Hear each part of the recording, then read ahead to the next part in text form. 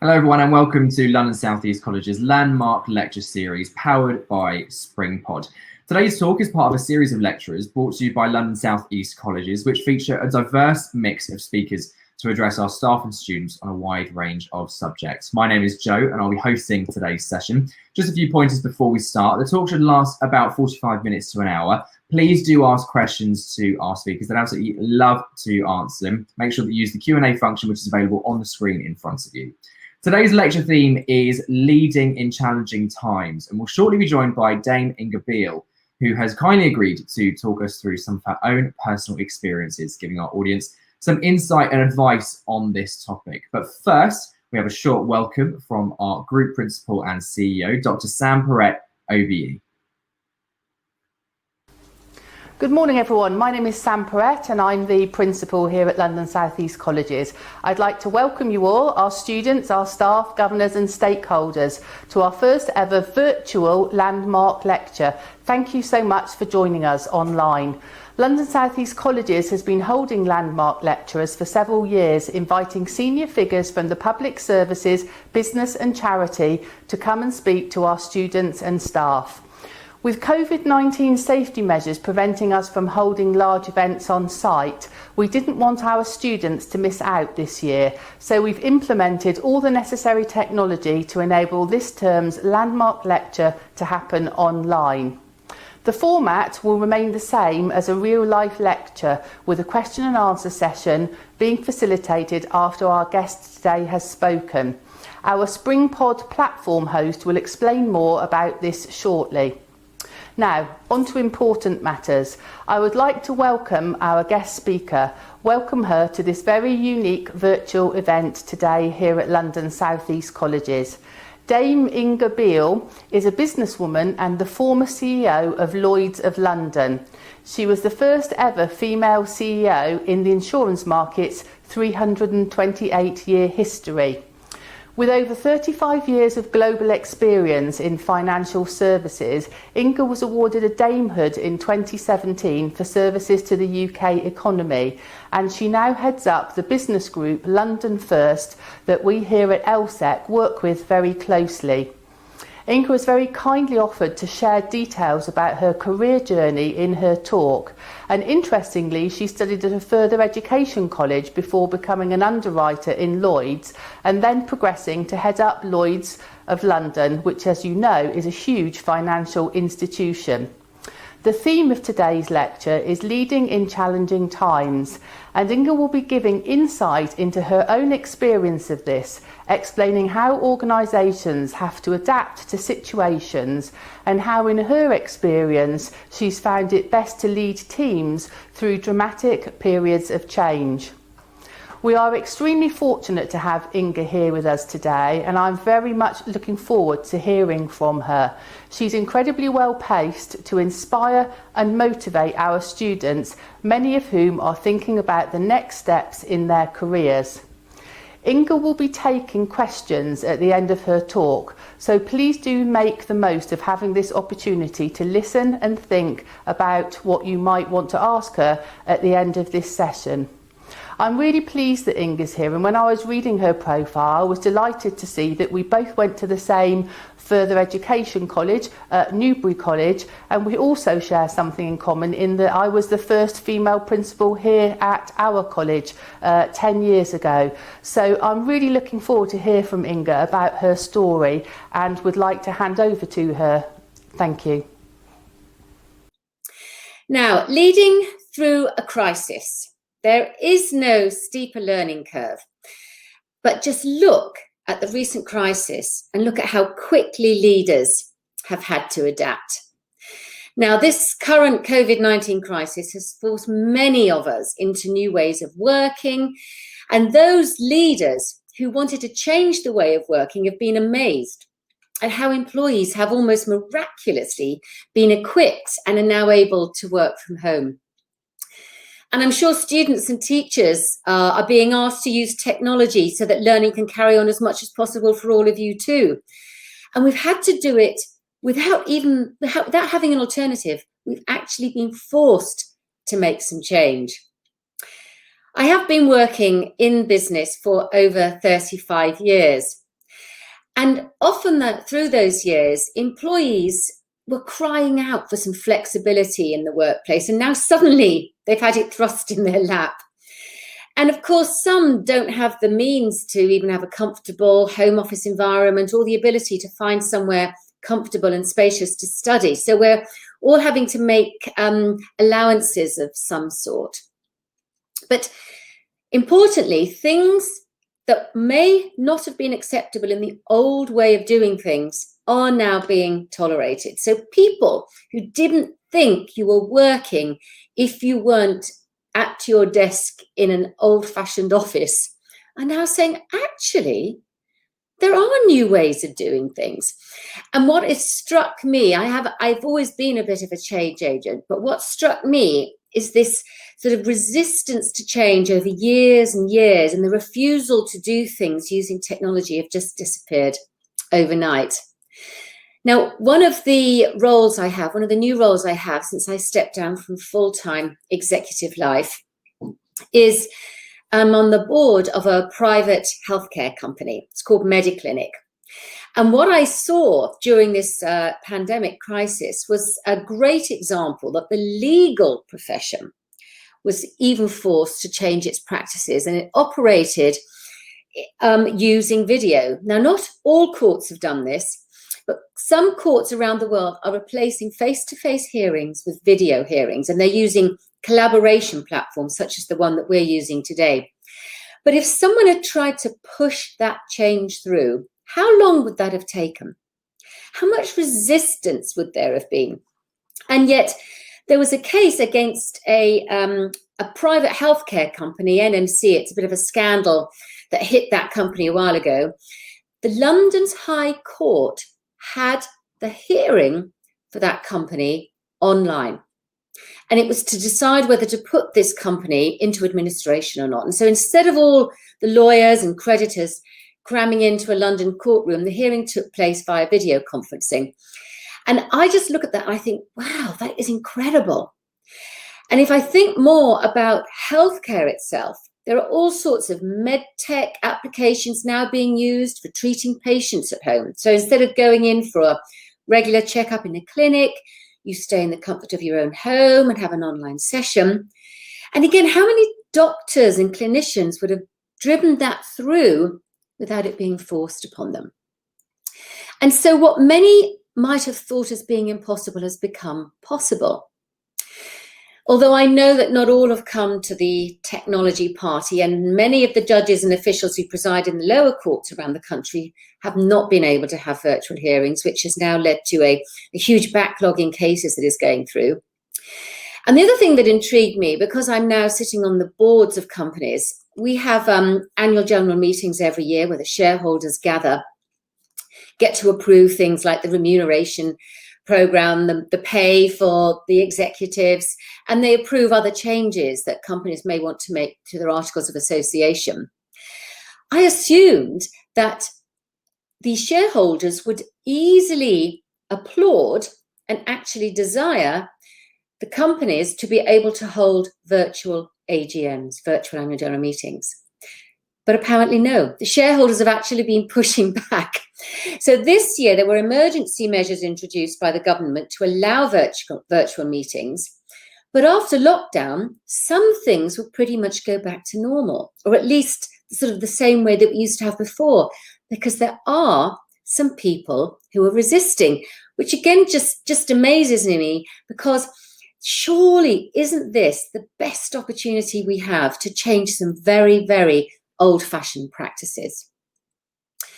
Now, I do love technology and I do love making change happen, but of course we also do have to look at the move to technology, which isn't without risk.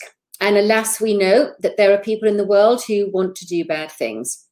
And cyber criminals are out there exploiting the COVID-19 situation. And according to the National Cybersecurity Centre, cyber attacks are on the rise. They've rocketed up. And we all must be more and more vigilant to phishing attacks and all sorts of identity thefts and hacking incidents. And now what I see with companies is that every time they're going out with some sort of message to their employees, checking they're okay, giving them an update on the COVID-19 situation, there's hardly a time when they don't mention, be alert with your systems. Make sure that you're changing your passwords regularly. Make sure of any of those dodgy looking emails. You're not clicking on those. You're not clicking on those links, because tragically, however bad the situation is, there are always people who want to make money doing something bad to others. So that's just one of the increasing risks that we're facing now that we're in this pandemic crisis.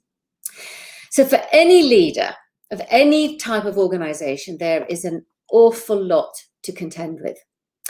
But it's certainly not all about the COVID-19 pandemic. There are other things that business leaders need to have a voice on and they need to act on. Before we went sort of into lockdown, climate change was up there and the environment was right up there, top of some people's priority lists. We've got inequalities in society and in the workplace. And these have really come to light in the recent weeks. Now, for those of you that can see me, I'm a white woman, and yet I'm horrified and disgusted by the racism I see and read about. I grew up white in a white family, so I can only try to imagine what it's like to grow up being black in the US or the UK or many other so-called civilized societies. My guess is, though, that my imagination doesn't go far enough to understand what it must feel like. I look at the Black Lives Matter protests that are going on around the world, and I seriously hope they will make a difference. I hope they will spark a change in attitudes and behaviours to bring about a world of equality. It's way overdue. And there is definitely a role for business to play here. While you may say or think that these types of discrimination against the BAME community, or perhaps the disparities that women face, a lot of these are in society at large, there is a lot of this still happening today in the world of work. And today's modern leader is expected to have a view on these topics and not to stay silent. And then, importantly, take some action in their own organization. Now, because I'm somebody who loves changing things and transforming businesses for the better, that's one of the reasons why I agreed to take on the challenge of transforming Lloyd's. That was my last full-time executive role. And back in 2013, when I was approached, I wanted to take on the challenge of moving that centuries-old business from paper to digital, but actually this time without a crisis. Now, before I get onto that particular story, I'm going to take you right back in time, to a time that could hardly be more different to the world of technology and the world you're all living in right now. The year is 1688, and we're in Tower Street. It's in the City of London, the financial district of the City of London. The street is now named Great Tower Street, but then it was a vibrant hub of trade. There were merchants and officials doing business in houses, taverns, and coffee shops. The street led down to the Tower of London. Tower Street was at the heart of London's maritime community, close to the Thames, the Navy office at that time, the Custom House, and all the wharves. The street was lined with fine houses of traders and professionals who often ran businesses from their homes, while the smaller working class dwellings stood on alleys behind the main road. Now, one of the coffee shops was owned by Mr. Edward Lloyd. And the people who gathered there were ship's captains, owners and merchants. They were shipping their goods around the world, and Mr. Lloyd's coffee house used to provide reliable shipping news. Now, the sea was a treacherous place back in the 17th century, and these men, because they were all men at that time, were eager to get the latest news on whose ship or whose cargo had been the latest victim to the weather or to pirates. Now, Edward Lloyd catered for the wants of his patrons and issued a news sheet. It gave all the useful information about all the voyages and all the weather and all the piracy attacks. And this is where the sharing of risk began. You could say it was one of the original sort of crowd-funded businesses, as insurance underwriters, they didn't call themselves that then, but insurance underwriters gathered, and merchants and captains bought insurance from them. The voyages and cargoes were documented onto paper, or slips as they were called. An insurance premium was set, and underwriters wrote down on that slip what percentage of the risk they were prepared to accept, and then they signed their name against it. So that was how the sharing of risk came about, and people would take a risk of a voyage for a piece of the premium, and then if something went wrong, they'd pay out. Now, the reason I tell you that is because if you fast forward to 2013, 325 years later, which is when I was approached to run Lloyd's, what had changed? What had changed with the way business was being traded? Well, not a lot. The building may be modern, at least it was opened as recently as 1986. It's got a large open atrium. It's closed at the moment because of the pandemic, but normally it has 5 floors of trading, and it's a live marketplace with thousands of brokers and underwriters meeting daily, but basically doing business in the same way as in the 17th century. So I was hired to modernize the market, to introduce technology and move Lloyd's from paper to digital. Now, I've taken on some challenges in my life, but this was the most complex and difficult transformation I have ever taken on. So how did I go about doing it? Well, one was to have less top-down hierarchy and give more autonomy to the people. Now, this may seem like an easy thing to achieve, but when an organization is used to a different type of culture, this isn't an easy thing to change. And a very simple example of how the culture I arrived in was so different to the places I'd worked before became apparent almost immediately. I moved in to my huge corner office, massive office with a beautiful view over St. Paul's Cathedral. The walls were solid, as was the door, so when the door was closed, nobody could see whether or not anybody was in there. And in my first few days in the office, I had my meetings set up, one-to-one meetings with my new direct reports. The first meeting was due to start, and I sat in my office with the door open, waiting for him to come in, nothing. After 10 or so minutes, I go over to his office, just find him and say, "Is he coming in for our meeting? You're late." Well, he says, "For sure." And we go to my office. Now, this happens several more times. And I'm thinking, God, this place, they've got punctuality is so bad. But then the next meeting, I asked outright, I said, "Why are you all so late?" Well, I wasn't expecting the answer I got. My predecessor used to sit in his office with the door closed, and when he was ready to receive you, his PA would call you and say, "Now you can come over for the meeting." It didn't matter whether it was punctual or whatever time it was. Now, that was quite clearly a very different culture and a behavior that I wasn't used to. My style was much more open and approachable.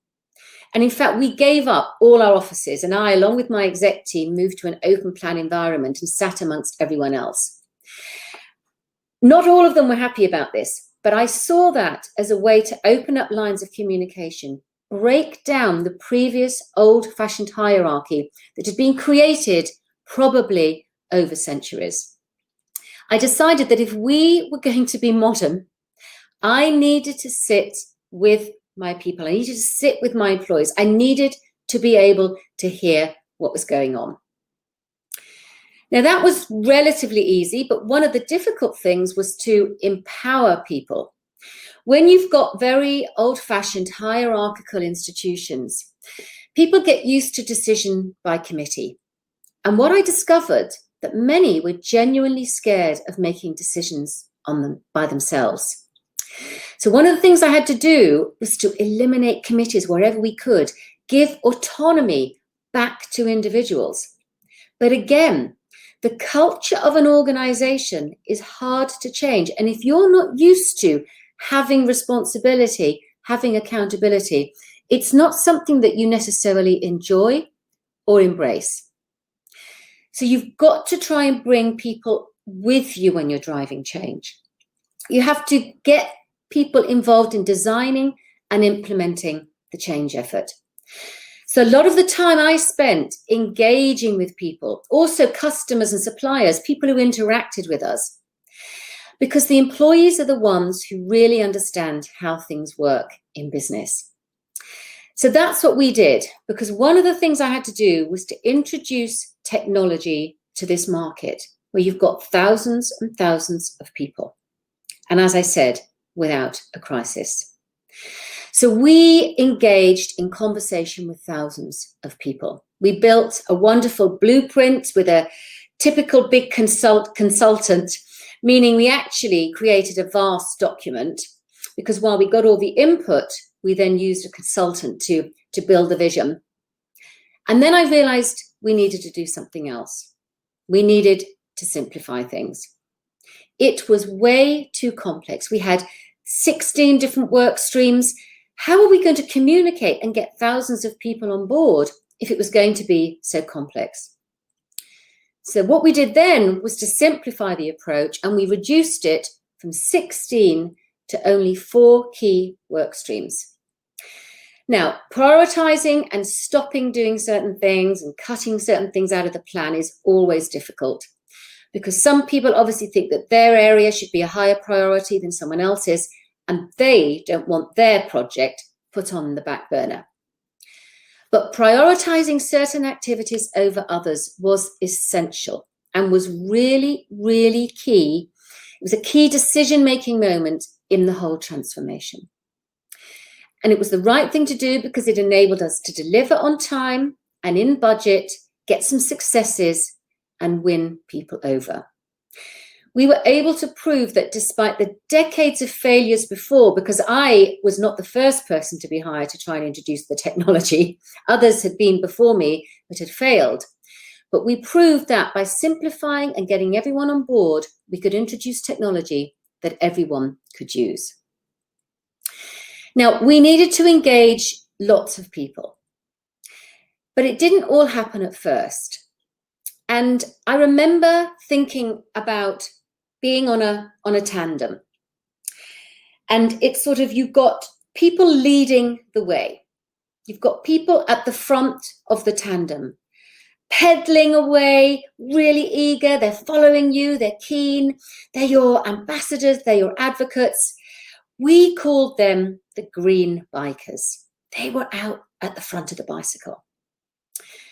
Then you've got the people in the middle. We called them the yellow bikers because they were just cruising. They weren't really pedaling very fast. They were just sort of going with the flow. So they weren't resisting, but they weren't overly keen.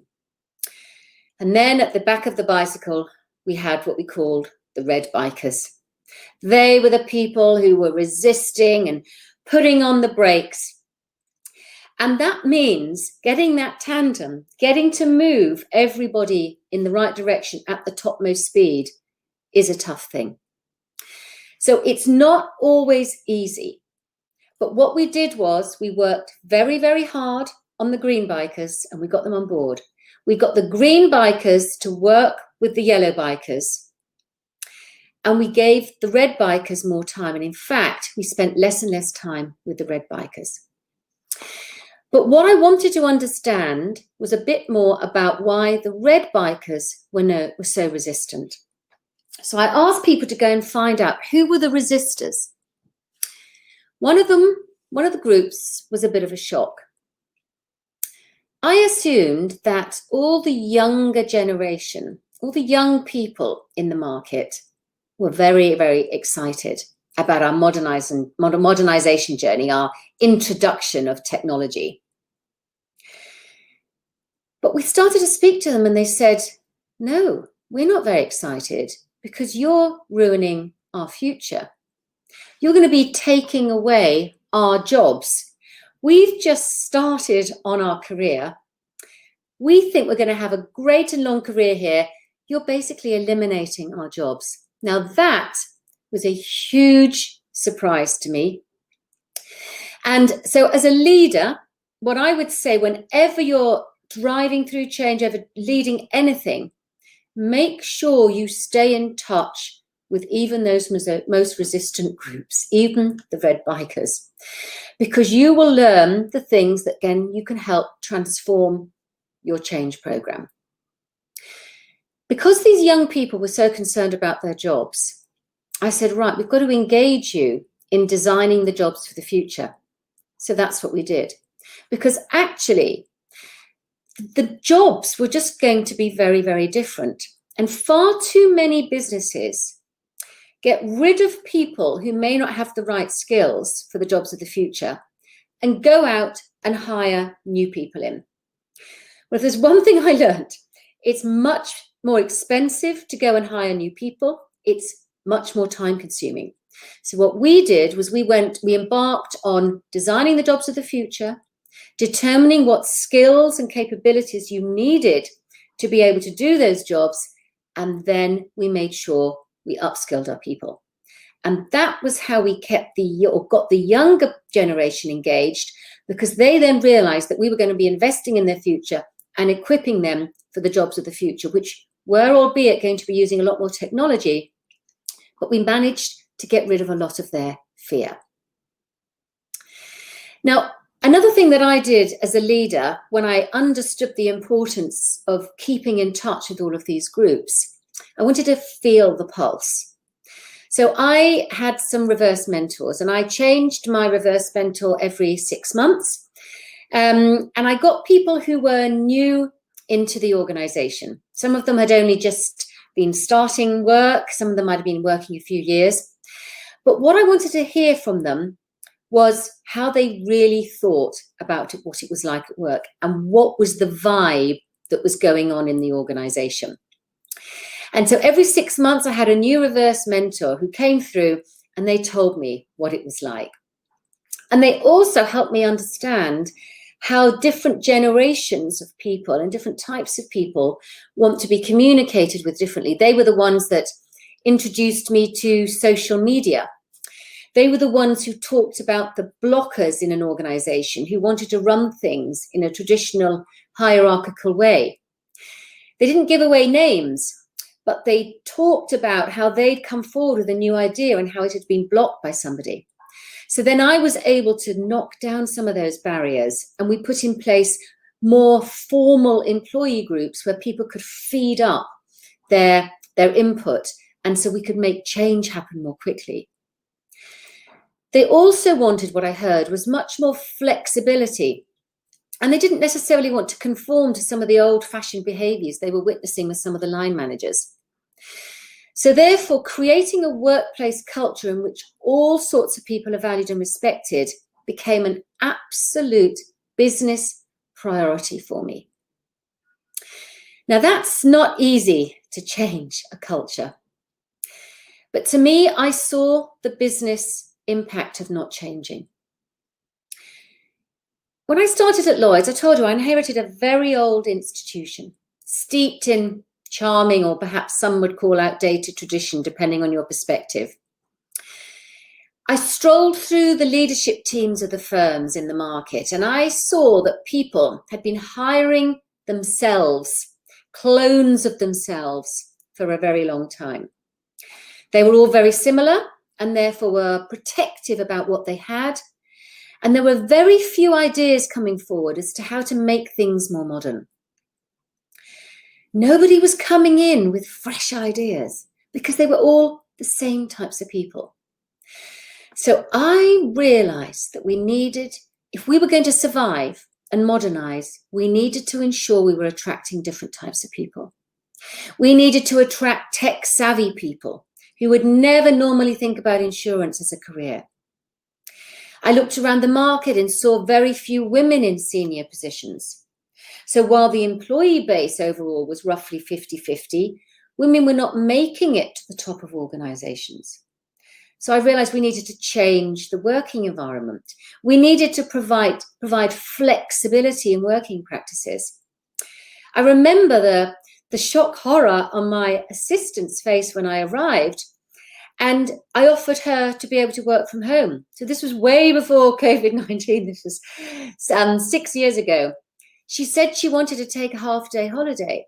And I said, oh, why? Are you going to do something nice? And she said, well, I live quite a long way away from work, and I want to be able to attend the parents' meeting for my child. And I said, oh, well, just work from home then. And she was shocked because no one had ever even allowed anyone to work from home before. So that was how ingrained and old-fashioned some of the working practices were. And I realized we needed to change that. So we did all sorts of things. We had employee resource groups start up. We formed something called Inclusion at Lloyd's. We started having people blog about their own experiences. We started having people be very open and showing their vulnerability. We had leaders saying, actually, I don't know all of the answers, but we were started to communicate in a much more open way. And I know that this can be a huge benefit when you're designing things for the future and you want an inclusive workplace. Because guaranteed, the different voices you get around the table, the more innovative you will be, the more creative your business will be, the more modern it will be, the more understanding of your customers who you're trying to appeal to it will be. It's an absolutely essential business imperative. But it also means you're likely to keep your people. When I started working in the 80s, I was working in a very male-dominated environment, and I felt a bit like a lone woman, in a man's world. And I very nearly left insurance altogether because after about 8 years, I thought, this isn't for me. I can't work here. The banter, so-called banter in the office, I found a bit sexist and, some of it perhaps a bit offensive. So I did actually go off backpacking around the world for a year because I said I couldn't work in it anymore.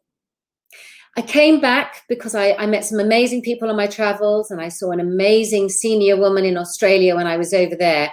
She was the boss. She was the most senior person, and she was a woman. And I thought, do you know what? I can do it. I can do it as a female. So I did come back.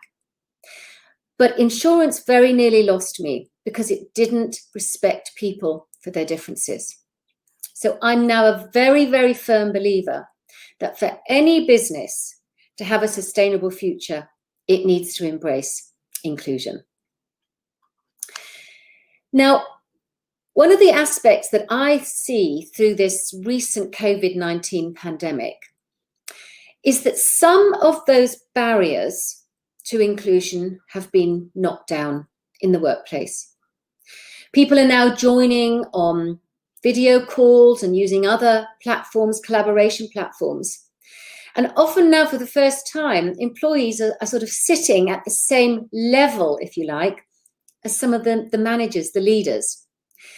And some of them are having a voice that they never had before because of the format of these meetings. There's one thing I really hope we don't lose when we go back, if we ever go back to another type of work environment. I hope that we won't lose that ability for people to have their voices heard, because I think we're seeing there are huge inequalities still in society at large, and certainly in the workplace. The inequalities have been raised, and I said before, I mentioned the race, the Black Lives Matter. Nothing has had such an impact, I think, on business leaders as these recent Black Lives Matter protests. No business leader, I think, up until this time has had to take inclusion at work so seriously. And I'm a believer that if you get that right in your workplace, you can then lead through any time at all, any crisis, any challenging time. Senior leaders don't necessarily have all of the answers. And if that's one valuable lesson that I will always take with me, is to get yourself surrounded by the best and the brightest people and ask them for their opinion, include them in your decision making, because it's only together that we can actually come up with those right decisions. So thank you very much for listening, and I hope now there'll be lots of interaction with some questions. So thank you, and I believe I'll be handing over to Joe, who'll facilitate this Q&A section. Well, thanks very much for that, Inga.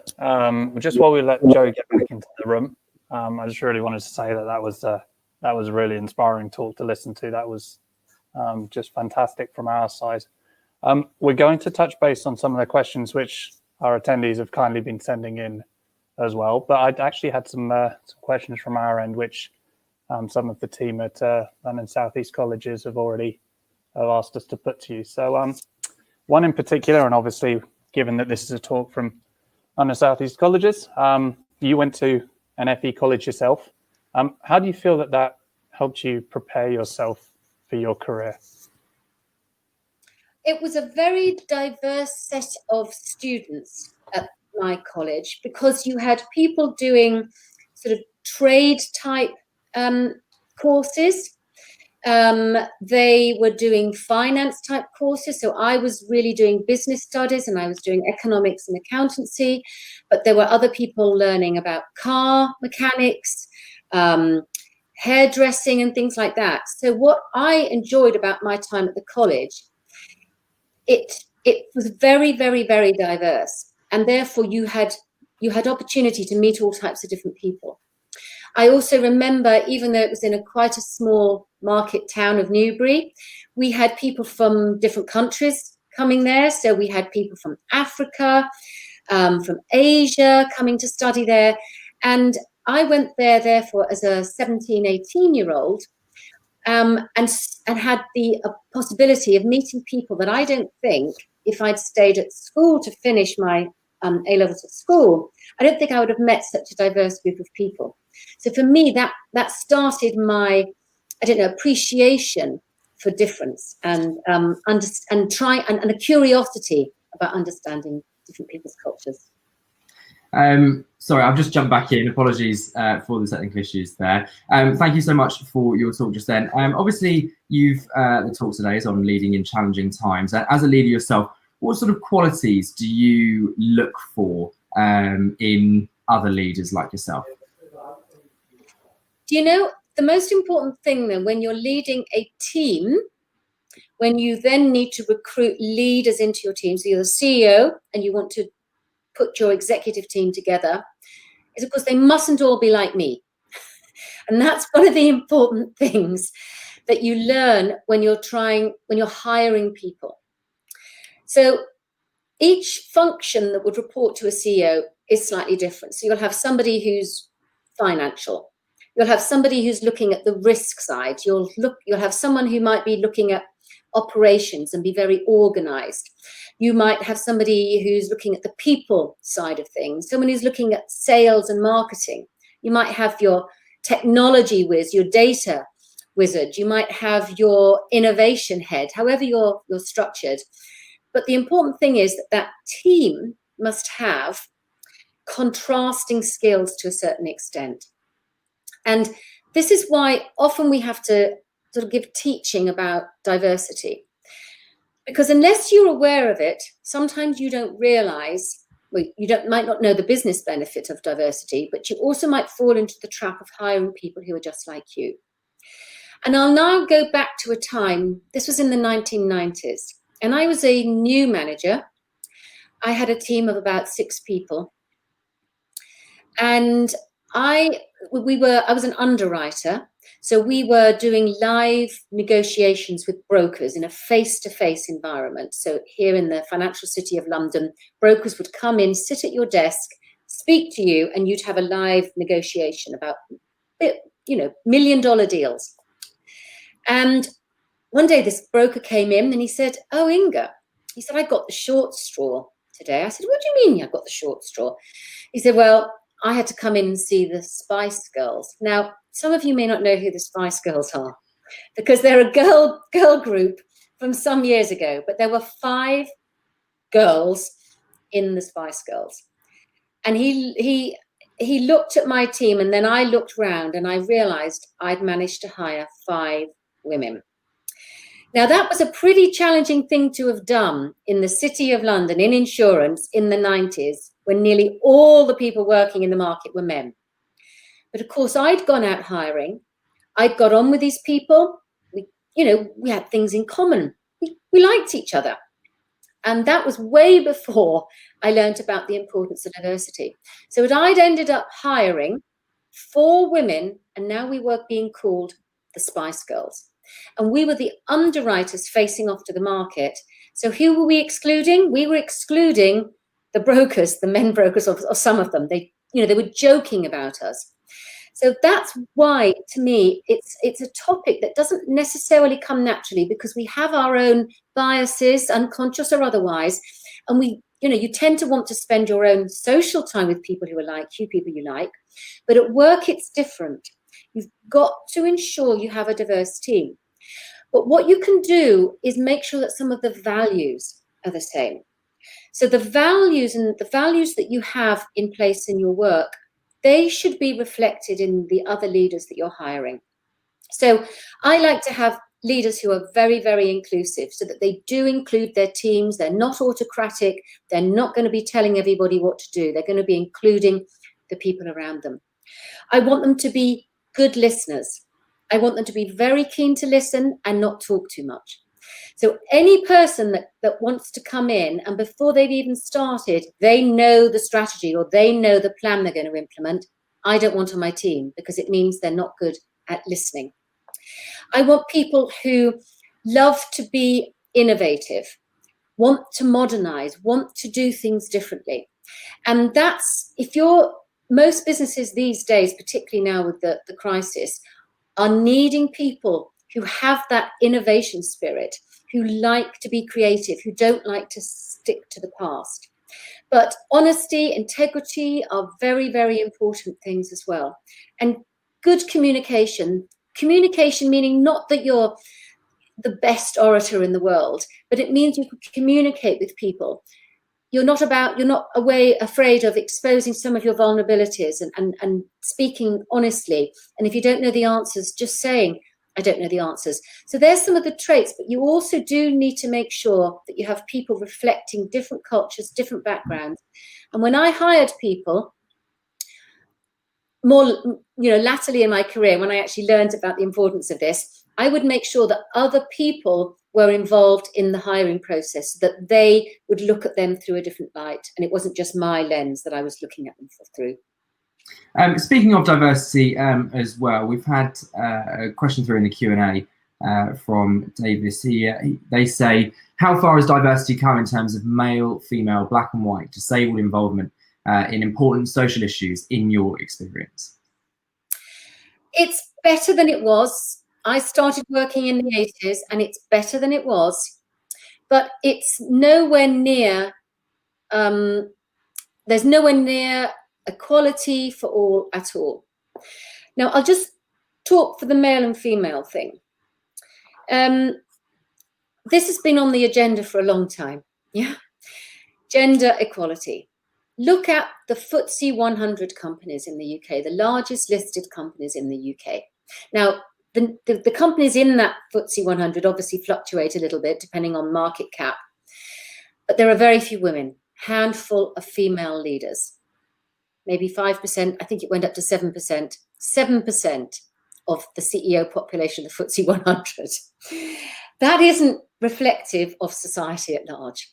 So that means women tend to be underrepresented.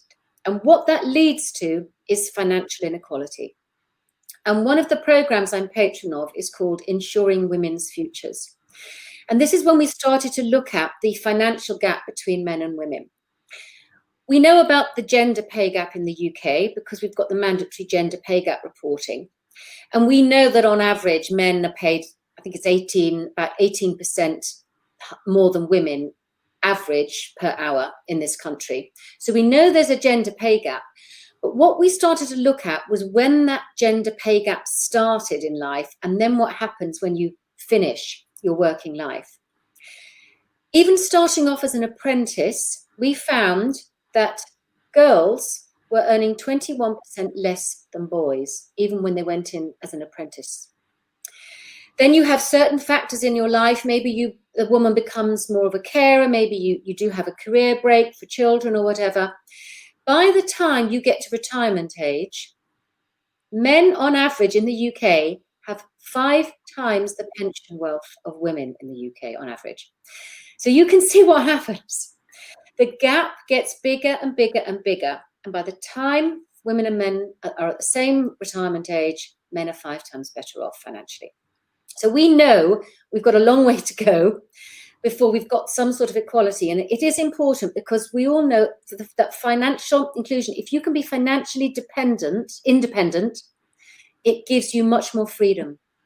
So it's an important aspect. And we've got lots of initiatives. We're working with government and with insurance companies and pension providers to make some changes to make sure that equality becomes, or the gap becomes much smaller.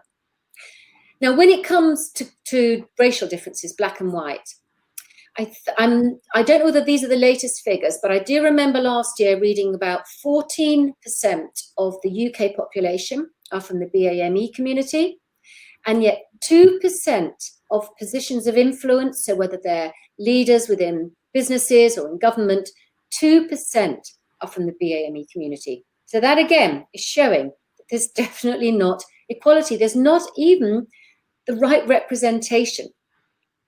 Disabled involvement, there are many things from the past that will take some time to undo. I do not believe that we are always considering others who are not like us. One of the examples at Lloyd's was designed, the Lloyd's building, which is, it looks a bit like an oil rig in the city. It was designed in the late 70s, opened in the mid 80s. Nobody needed to build space for wheelchairs or anything at that time. When I went into that building, I realized that there were some doors that people in wheelchairs couldn't get through. In fact, because the building, which is an amazing feat of engineering, had some rooms built on different levels with just a sort of couple of steps, people in wheelchairs couldn't even get in to some of the rooms. So it was a terribly uninclusive space. But because it was protected and grade 1 listed, it meant every door handle, every hinge, everything we wanted to change had to be granted special permission. And so just to get wheelchair accessibility made for the building was a huge sort of time-consuming process and expensive as well, but it was time-consuming. But it was very, very important to do. And what I found is that if you listen to people who are different, somebody with a disability, the things that they ask for to make their life easier usually enhance everybody else's. So nobody really misses out. And that's why you need to have all of those different voices involved at the table. But there is still a lot more to do in the workplace and society at large. Guest 44 has asked, in leading the change, how did you strike a balance of engagement and consultation versus driving change at pace and in a defined direction? Yeah, to get that balance right is no easy task. But if you have enough people in your core central team who know and understand the vision, and they then hire enough people to go out and do the collaboration, you can achieve it. But you do have to spend some time at the beginning. When I first arrived at Lloyd's, the board were demanding that I introduce the technology because they'd been frustrated, as I said, from decades of not succeeding.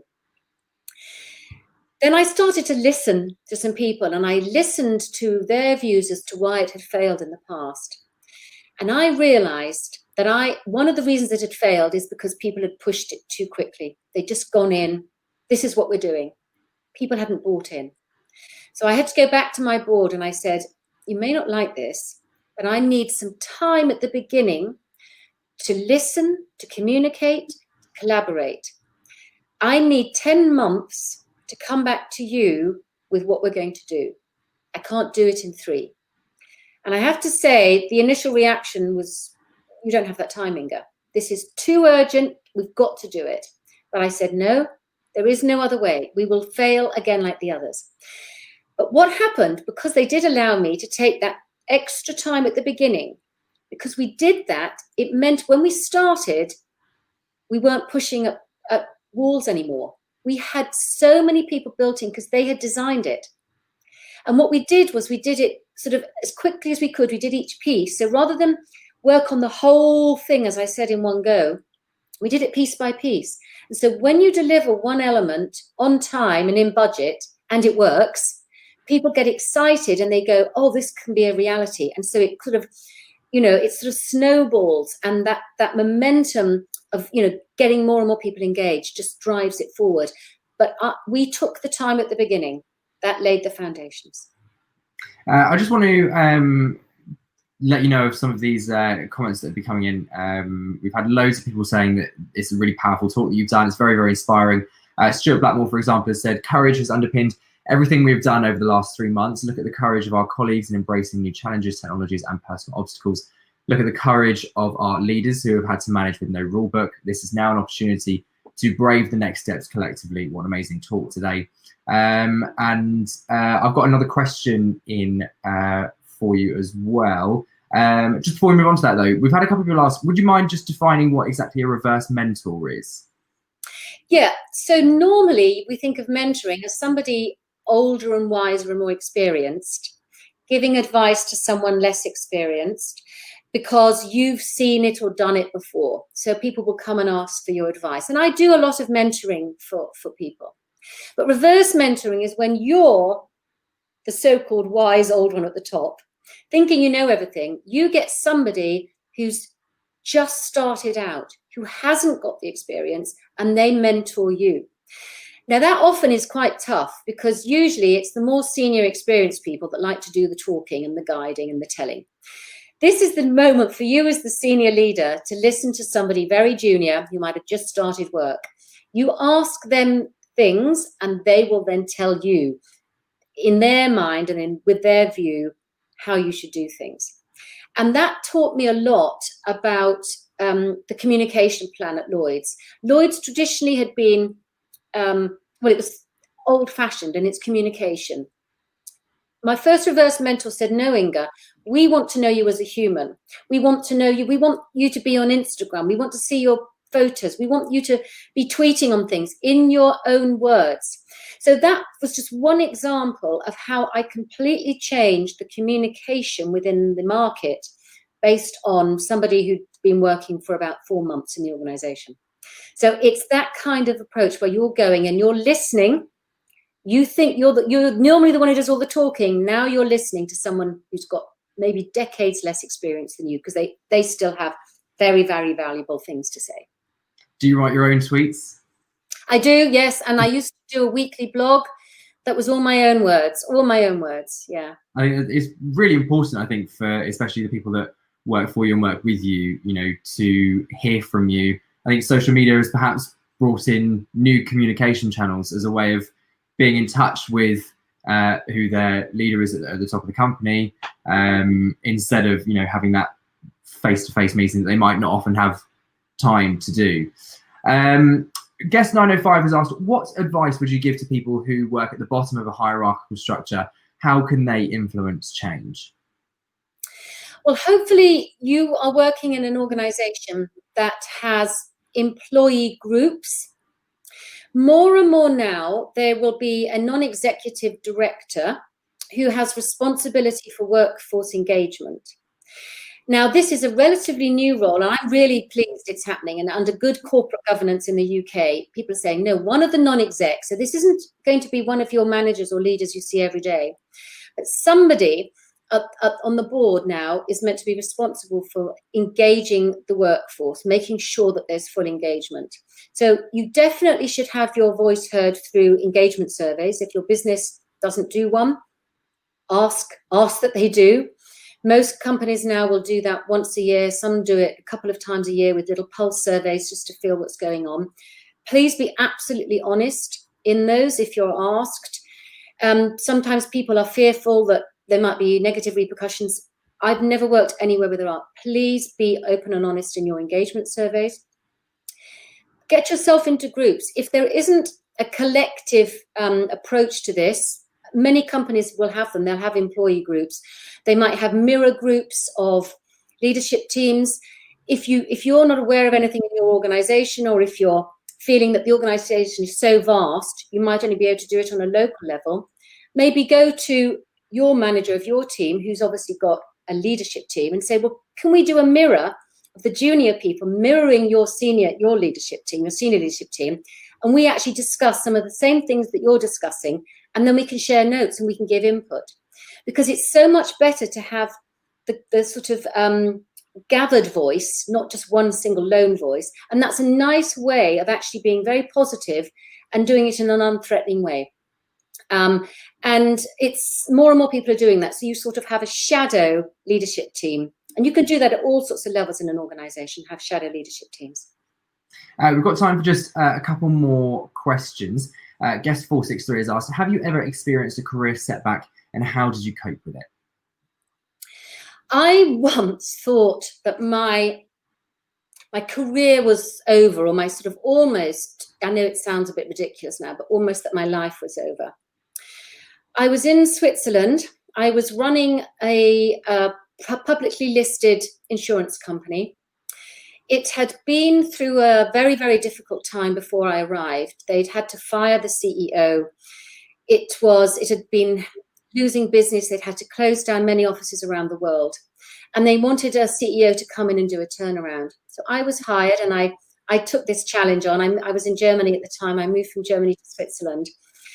I had a fantastic time. We were able to do a complete turnaround. We got the shareholders comfortable. We doubled the market capitalization of the company.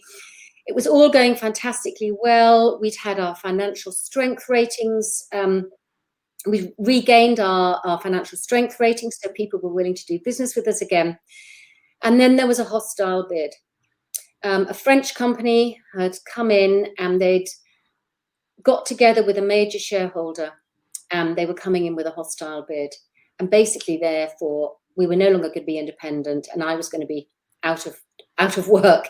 But for me, the reason it felt so career-threatening and life-ending was because I felt I've nurtured this company back to life. And we'd had such a wonderful time over 18 months of getting this company back to success. And I just felt it was sort of my baby, and I'd nurtured it, and I just felt my life had been taken away. Of course, it's nothing so dramatic.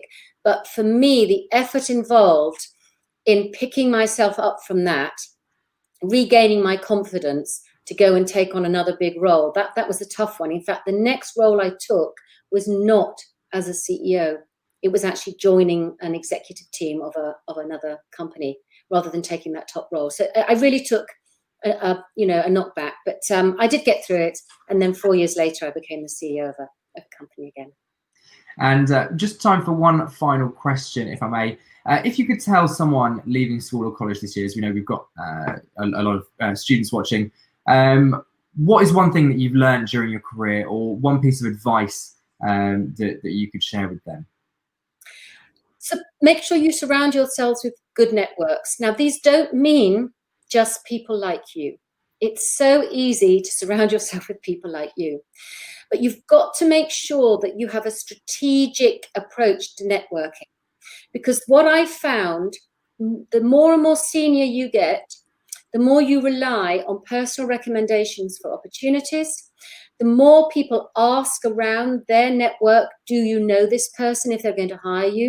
And if nobody knows you, you're likely to be lower on the list. It's really tough. But you have to strategically work on your network, which, as I said, sometimes means going out of your comfort zone, engaging with people that you might not necessarily network with. Whenever you go to a network event, don't go straight to the people you know. Force yourself to go to those that you don't. Go and introduce yourself, and guaranteed you'll have a great conversation. We've had some great questions from our viewers there, and some fabulous advice from you, Dame Inga, as well. Thank you so much for joining us this afternoon. If you would like to sign up to be invited to future virtual landmark lectures, please email us at communications@lsec.ac.uk. That's communications@lsec.ac.uk. Thank you all for watching, and we'll see you next time. Enjoy the rest of your day. Take care. Bye-bye.